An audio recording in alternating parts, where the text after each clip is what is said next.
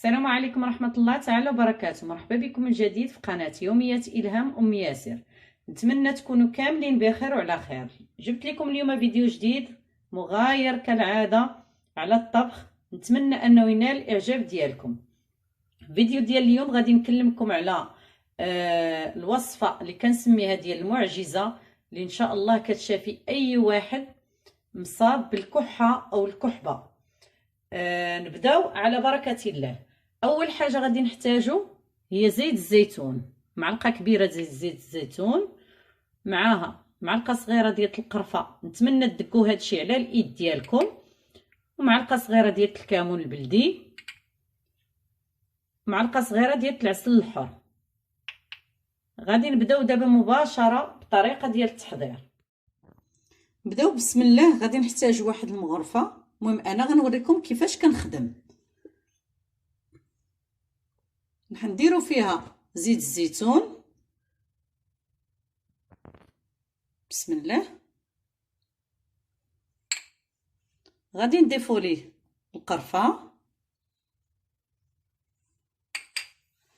غادي نضيف ليها الكمون، غنكمل المكونات كاملين، وغادي نضيف ليها العسل الحر.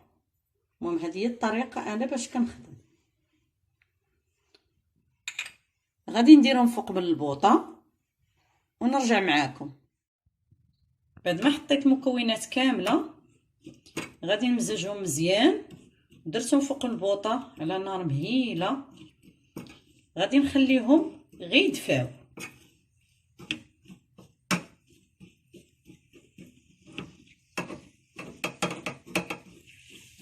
وتنسجم مع بعضياتها صافي، وغادي نعطيهم المريض ان شاء الله.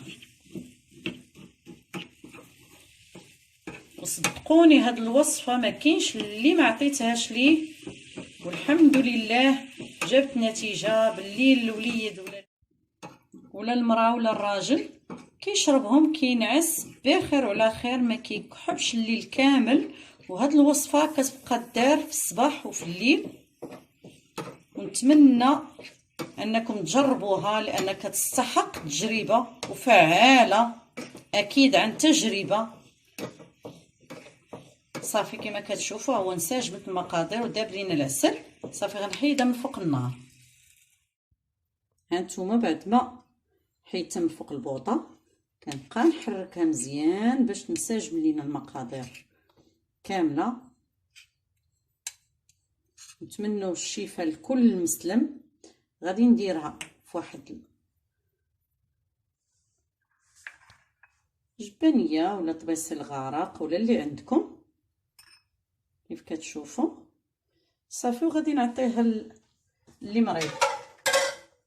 هانتوما نقرب لكم، نقربها. هانتوما هكا كي كتولي، هذا هو القوام ديالها. نتمنى الوصفه ديال اليوم تنال الاعجاب ديالكم. ما تبخلوش عليا بلي لايك وبالاشتراك اللي اول مره كيشوف القناه، وبتعليق. خليتكم على خير الى فيديو قادم ان شاء الله.